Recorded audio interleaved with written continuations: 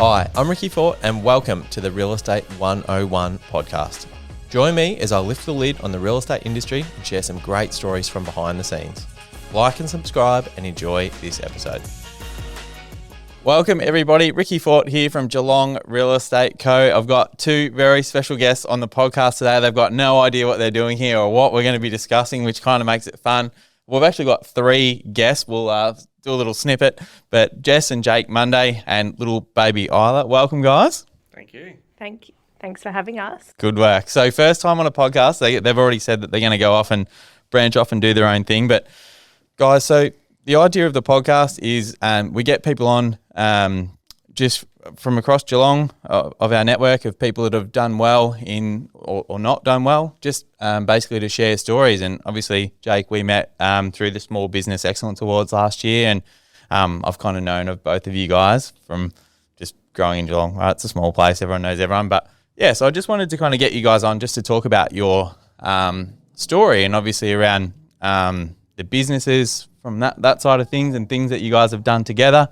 As a family, things that have gone well and not well. And we usually start with a pretty simple one, guys. So just tell us, obviously, maybe Jake, go right back to just, Geelong boy, where you grew up, where you went to school, where you guys met. Start there. Keep it simple.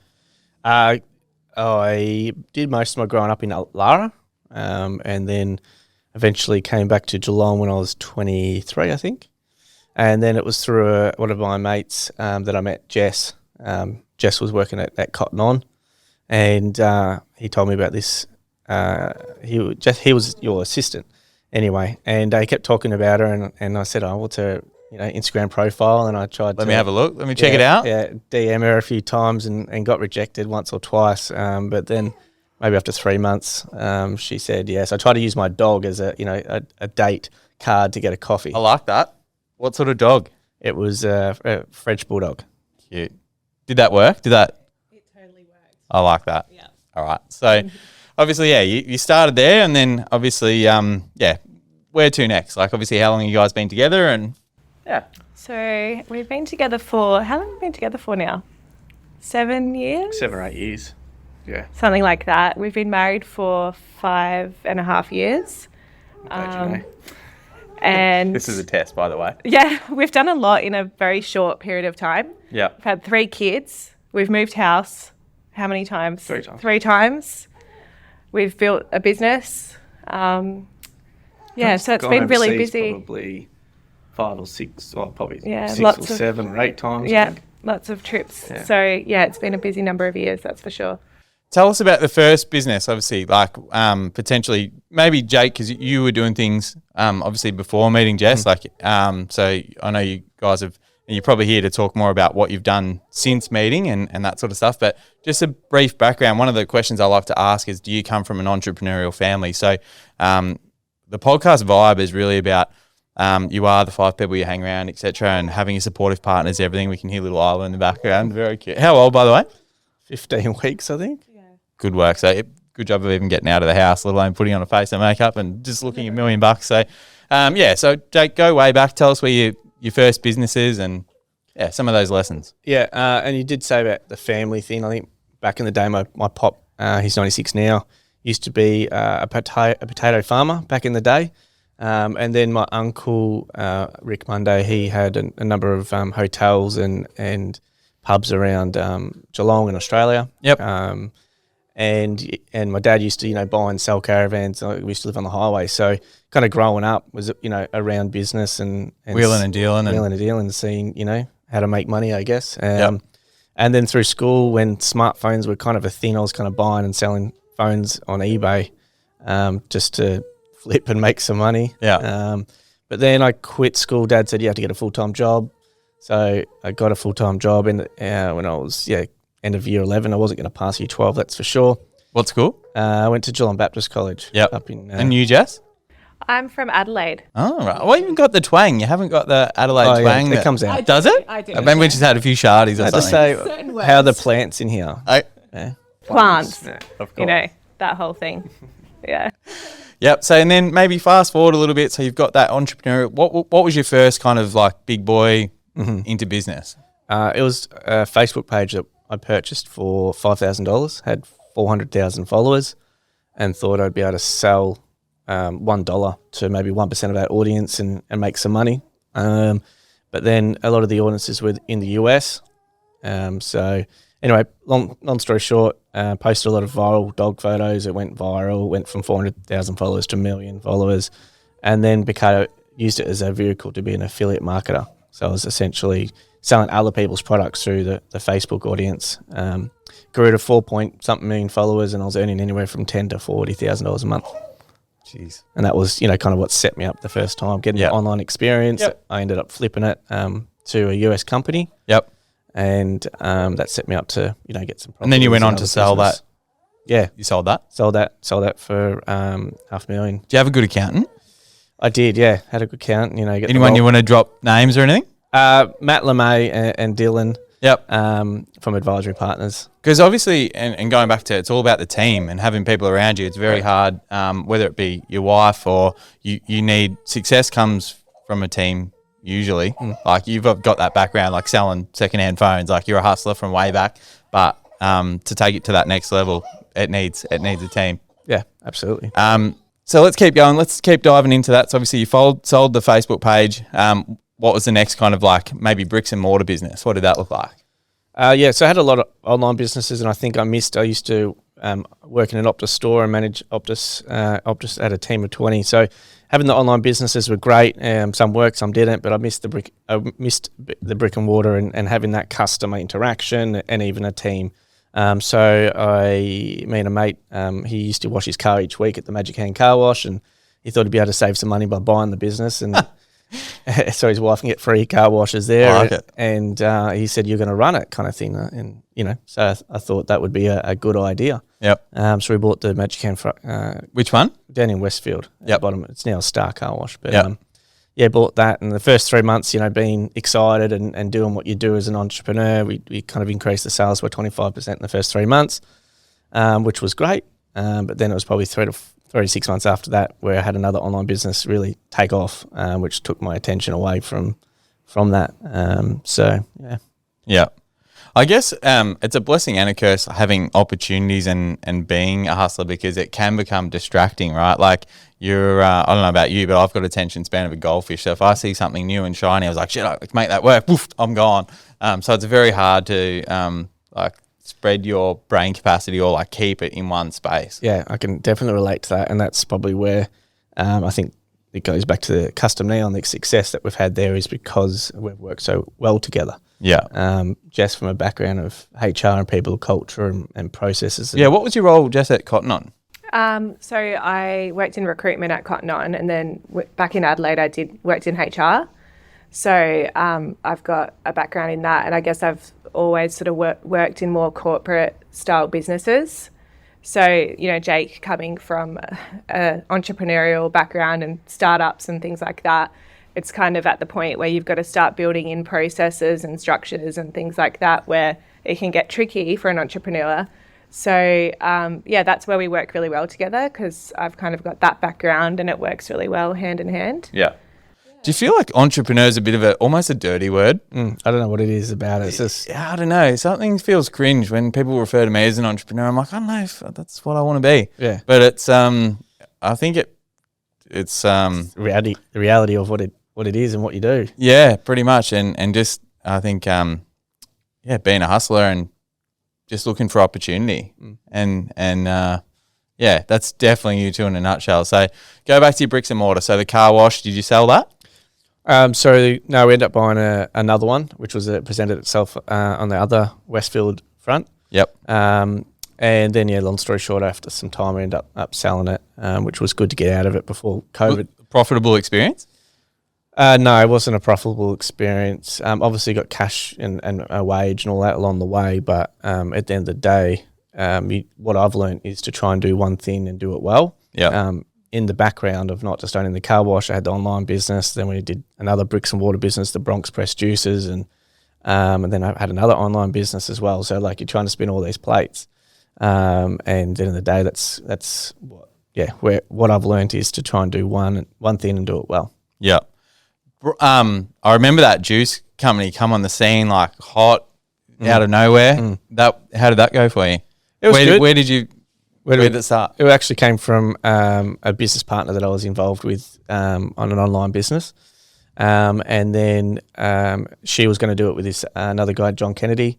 And then just knowing those three, they kind of I kind of recommended a couple of spots around Geelong where they could do it, and they ended up wanting to kind of do it as a duo or three. I don't know what that is. 3-0. 3-0. Yeah, that's my Ballarat education coming out. Yeah, it's a 3-0. Yeah. And yeah, anyway, so we ended up doing it. Ended up being just John and I because we ended up having a fallout with the other business partner. Yep. And yeah, it was good, but then the day we had to have a factory where we pressed juices. The juices were organic fruit. They only lasted 3 or 4 days, shelf life. Yep. And then have a shop, and then thought, well, let's get a second shop to grow the revenue, and so we got another shop in Torquay, and that was good while it lasted. But once again, it goes back to doing multiple things. But also another thing that I've learned is to be passionate about what you do. And we both thought it was a good idea. Yeah, thought we could make some money, but we ultimately weren't really passionate about cold pressed juices and the healthy lifestyle that can bring. Yeah, I think that's really important too, isn't it? Like to stay motivated and to be passionate and love what you're doing and love what you're selling. If you're not kind of proud of it, if it's just an opportunity to make money, then probably long term it's not the best thing for you. So are we ready to, is there anything else between there and the big bang? No, I don't think so. I mean, you can talk about other things. I was going to say, I think there's a lot more, but I guess one of the main, the opportunity it's at the forefront at the moment, and what's captivated you guys and it's taking you to another level is your new business of not that new now, but custom neon. So obviously, as I said, that's where we met. I think you guys were at Geelong Small Business 2 years in a row, 3 years? Yeah, 3. 3 years. Sorry, 3 years in a row. That's right. So tell us about how that started. Maybe you go for it. Jess, were you there from day one? Yeah. Yep, day one. So we just had a baby, and Jake said he wanted a neon sign for his nursery and started looking at things on Pinterest, and, didn't really know where to get it from, and, did some research and found out it was kind of tricky to find one that's affordable and easy to access and things like that. So, that's where the idea kind of came from, because we were like, okay, here's a really cool product. It's not that easy to get. Maybe other people want one too. So that's kind of where it all started.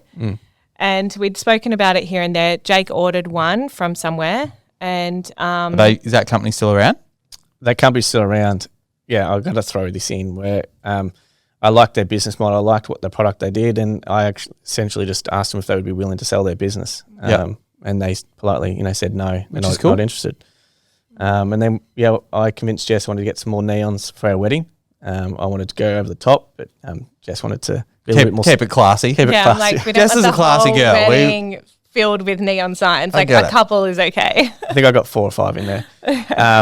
But yeah, when we did a larger order, and that's where we found our supplier. We used the content from our wedding, reached out to a couple of local businesses. Sorry, slow down. Yeah. I'm simple. How did you go from obviously ordering just through the people's website or whatever to finding their supplier? Yeah, there's a website called Alibaba where you can kind of connect up to some Chinese manufacturers, not only Chinese, but multiple manufacturers around the world. Yep. And that's where I started chatting, and it goes back to some of my experiences with some other online businesses, sourcing products and whatnot. So that's how we got that supplier, and that's our main supplier to this day as well. Do you think nowadays, like it is somewhat easier to learn and do things yourself online, but for people just wondering how to use a website like Alibaba and that sort of thing, like, is it all just self-taught or? Yeah, I think so. I think it is self-taught for me, but there is so much resource online. YouTube, for example, you could pretty much type in how to, slice an onion, or how to source a product, or how to whatever, and there's a video on how to do it. So anyone that's wanting to start something online, how to set up a Shopify website, or what's the best trending products for everything's online, so you can definitely find it. And even with the ChatGTP, have you guys started using that? Yes. Oh, yes and no? For fun? rewrite my emails and stuff like that. There's been some things going around the office, but that's about it. Yeah. So give us an overview of what Custom Neon started from and then to what it is today. Yeah, so this is the most exciting part of this. Yeah, so when it started, that was the whole idea. We got signs for our wedding. We started an Instagram profile, and it was just we were selling through Instagram. We didn't even have a website at that point. So so someone would put in their order, and you're like, I can do that, and then you just bank got on transfer order it yourself through the Simple. Instagram, just really simple. And then we built the website, and Jake worked with a web developer to build a custom neon design tool so customers could design their own sign online. By the way, if we can just do a quick snapshot to the background, if everyone looks behind us, so that is made by these Beautiful guys. neon sign, yeah. Don't you like that? I do. Stunning. Easy to do yourself, guys. So if you do want to get online, I think I copied Timmy Harrow from Boss Burger. He had one, and I was like, where'd you get that sign? Yeah. And he put me onto you guys, and the rest is history. So it started small, obviously through Instagram. Yeah. Bank and built transfer. the website because, what we found with at the start, it was really hard to get the product, and, the companies were taking a few days to reply. And, when you're a customer trying to purchase something, you want to buy it then and there. You want it to be easy and accessible. And we wanted to build a website that was, easy for the customer to access and just get it done then and there, no waiting around. Yeah. We're also going back and forth with DMs, like I think we're using word art or whatever it was back then, basically like Canva kind of thing, and just typing in fonts and of what the customer wanted and screenshotting it back to the DM. And they're like, no, change the font, change the colour, and we're going back and forth. Yeah. But still, I guess that's really exciting because you saw the opportunity, you didn't give up. You realised it was hard, but you're like, hang on, mother's always the necessity of invention or whatever. Like you realised there's something here. Yeah. Yeah, and that's why we built that site so they can type in. Who did the site for you? A mate of mine had a developer. Yeah. To be honest, I paid him about $5,500. It would have cost us probably about $20,000 to probably do if we just going to saw any developer, which then probably wouldn't have done it, and then we probably wouldn't be where we are today. So I'm very thankful for that. But basically developed it so you can type in what you want, pick a size, pick a color, and then you can check out. And we became a bit of an e-commerce business from that point on. Through some of my experiences, put some money behind advertising, and then started getting some more orders. And at this stage, it wasn't really just Geelong or Australia; it was already international. When was it that you went from, like, to keep it simple, because this story in itself could be multiple podcasts, but I guess when did you realise that there was something here and that this went from just being the two of you fucking around on an Instagram page to like something more, and you're like, shit, this is worth getting excited over? Well, our business partners who had previously worked with Jake on an online business, they were interested in what we were doing, and they checked it out in some further detail, and they said, guys, like, you've got a real opportunity here to expand in the US in particular. They are specialists in SEO. Yep. And they expressed interest in buying into the business. And so they did. And is that a good or bad move in hindsight, letting someone in? Oh, incredible. You weren't happy about it at the start. I was scared at the start, but... we did an earn-in as well. So it was a kind of a structured deal where they bought in at a lower value because the business technically was worth a lot more. And that's kind of what you weren't happy with on paper. But at the end of the day, if they proved the results and kind of scaled it in the US like they said they were going to do, then the extra 20-30%, they got after they got 10,000 worth of organic sales. And in hindsight, it was, the best decision, because now the way the business is structured, they do the back end and the SEO and the website, and Jess and I run the front end, the product with the team.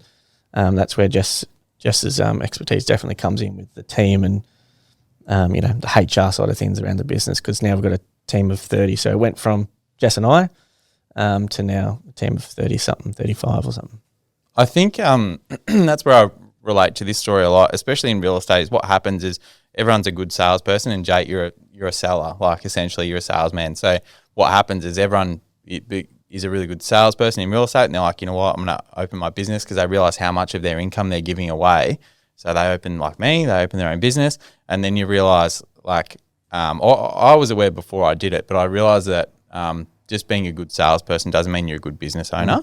And especially like some of these other real estate companies, not just around Geelong, but anyway, you end up with 20, 30, 40 staff and not a single person with a HR background. It's just all money. Yeah. And then that's where I think you two just, because your background, like this is your bread and butter and what you've been able to bring to that business. So I guess, talk a bit more about as the staff grows, like what you're trying to slap into him to keep as part of the business values, and this is why we need to focus on this. This is why. Yeah, I think at the start it was a lot. It was a lot of work at the start. Because he just flies by the seat of his pants. He's like, just do this, do that. Literally. Yeah. So I think, just both of us and our business partners as well, we all had to figure out how to work together because we all had a different idea, I suppose, of how we're all coming from different backgrounds and different experiences. And our business partners, this is their first product-based business as well. So it was all new for all of us. And we had to figure out how to work together at the start, and we've butt heads a lot of times. But now... It's part of any marriage, right? By the way. Yeah, exactly. But I think now we've figured out, because you know how someone's strengths and someone's weaknesses. And I think we've figured out now that, if it's in my domain, like my way goes. If it's in his domain, his way goes, The only thing we butt heads about now is like what the office is going to look like in terms of layout, or where's this plant going to go. But everything else, plant came out. Plant. But everything Adelaide else, twang. I listen to him when it's his area, and he listens to me, and it's really been worked out really well. But at the start, I'm sure some of the things that I was harping on about that we need to get done, like job descriptions and KPIs and teams and team leaders and quarterly reviews and check-ins and all of those sort of things. He's probably looking at me like, you're insane. Yeah. But we started doing all of those things when we had a really small team. So we didn't wait until we got out of hand. Yeah, exactly. Yeah. And we've just kind of gotten better as we go. Tell us, I guess, a bit about, obviously it's a real estate podcast, and although, stories cross over in terms of things that have gone well and things that haven't gone well, I guess tell us about stuff that maybe hasn't gone well and you regret. Have you got any good spicy ones there? Things that you can share that you're not going to get sued for? There's so many, but I just go, like, what do you mean? Have to time to think about it and then come up with some. In terms of just business, not real estate. Yeah. Oh, both? Yeah. Well, I feel like you've got a real estate example. Do you have a real estate Which one? example? The Queensland thing. Oh, if you want to talk. But that's not about our business. No, crack on. That's what it's about. Give us some juice. We want the spice. All right. Well, I mean, this is one thing that comes to mind that has brought a bit of tension with our relationship. It's a real estate one. There was a property in Queensland that was off the plan, Palm Beach, 650, 2-bedroom bathroom.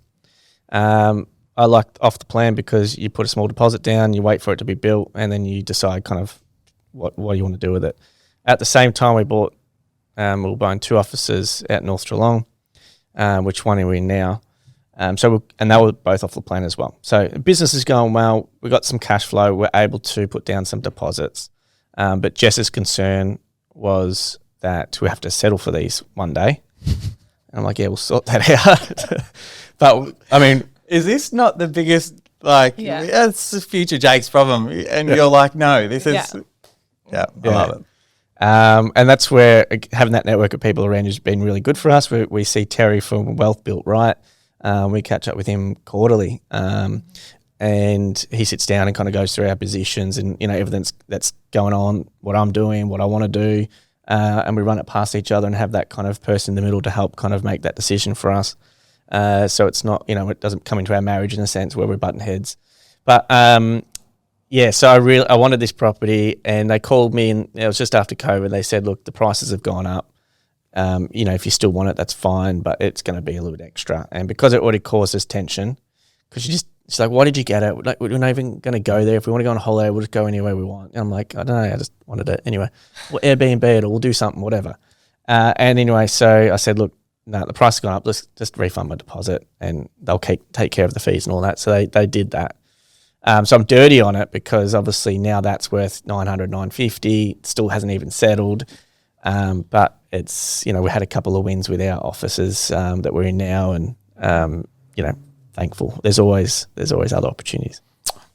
It's a good segue into at the moment not being caught up in when things do go wrong. And sounds like in your businesses and in your personal lives, you have had a lot of really amazing things, and you're really blessed. But obviously, you've taken a lot of risks, and sometimes shit goes wrong. So, one thing at the moment in my industry is there's a really negative sentiment out there. People are doing it tough and not doing so well. I guess what's your advice in terms of when about hanging on when things aren't going well, or making a decision to cut your losses and move away? Yeah, I know it's a without notice question, but what's your kind of vibe of how to stay positive or when to cut your losses? For me, I think that it's important to have good people around you.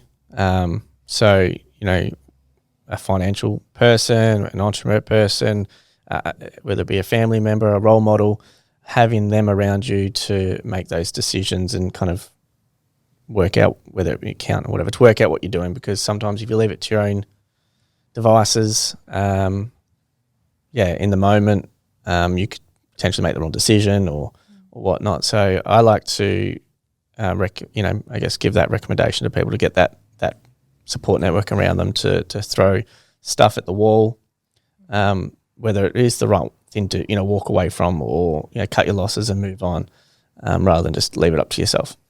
I think your industry is really related, I guess, to discretionary spending, and you're at the coalface of economy downturn, right? Like, so is real estate. We're right kind of neck and neck there. But in trying to stay positive, and I assume sales might have had a downturn, or is your business that kick-ass now? It's like...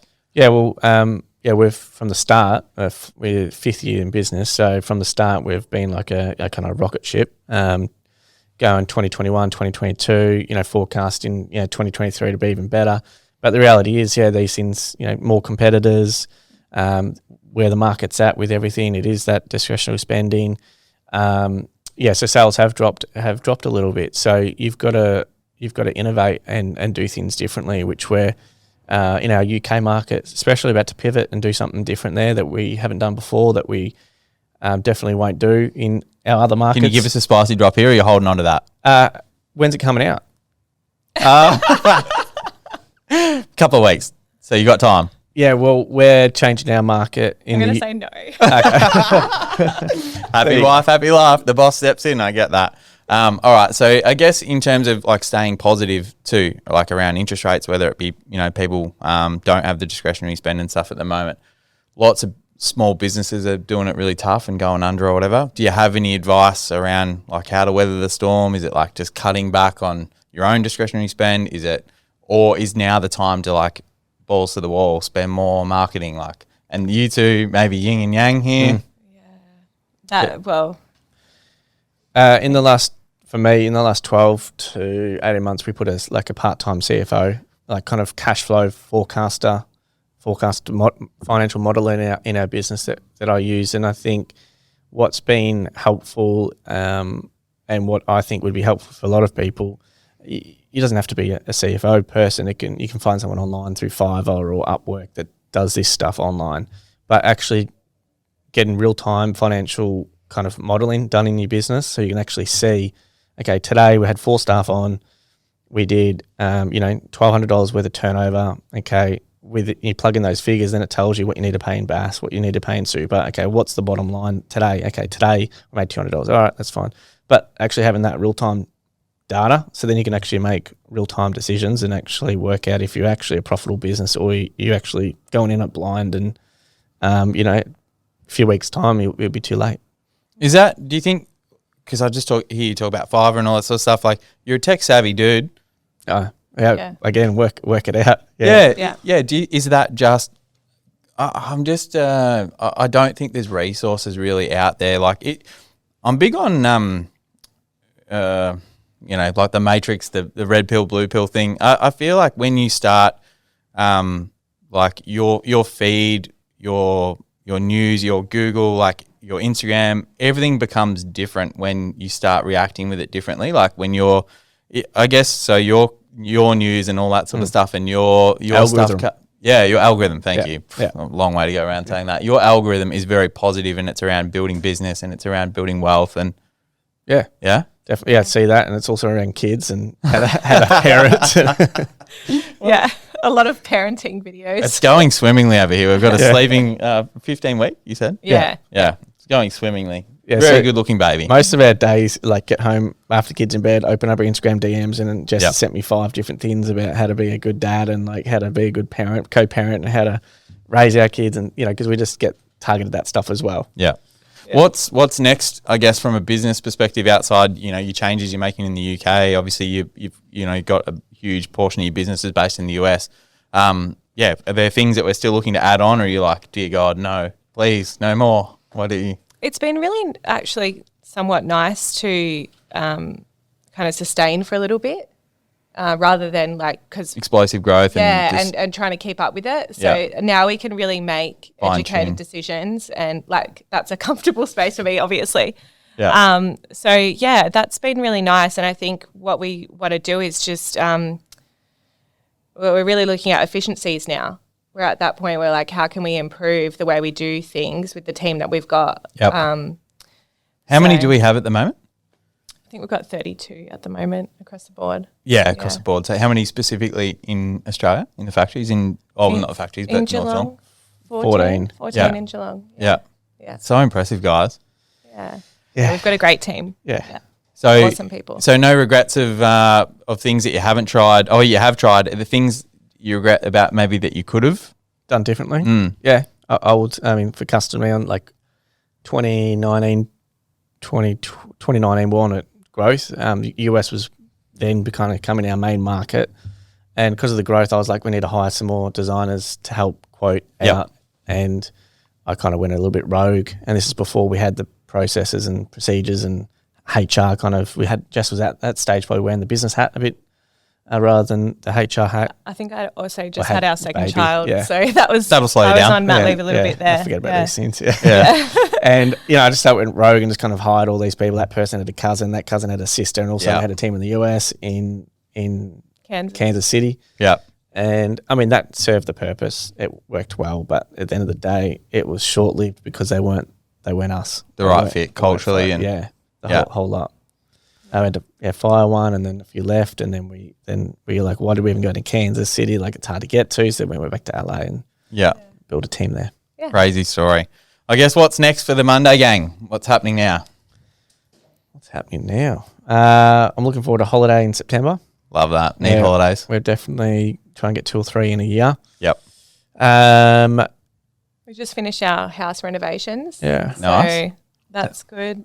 Still want to do more. On, that. And Whereabouts in Geelong? Suburb? Manifold Heights. Yep. Good spot. How was that experience? Horrendous? I got a good story about that one. Materials gone up 30%. Builder went broke. Oh, Give me the juice. No, it was actually really good. It was good, yeah. It was Good. really good. We had a friend builder. In terms of the renovations, I was more... Who did it for you? TVD Group. Yeah, yep. Yeah. Tim Van Dreven.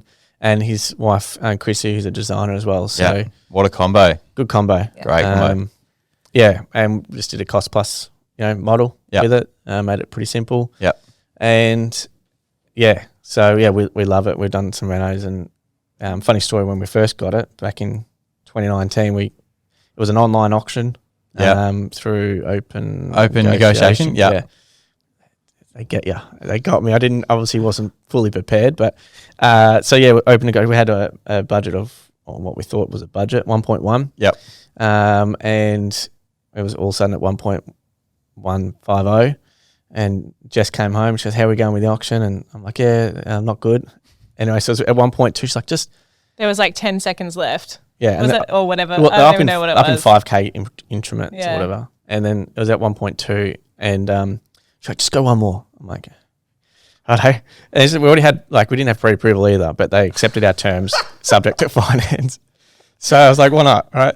So I did it. And anyway, Why not? yeah, 1.205.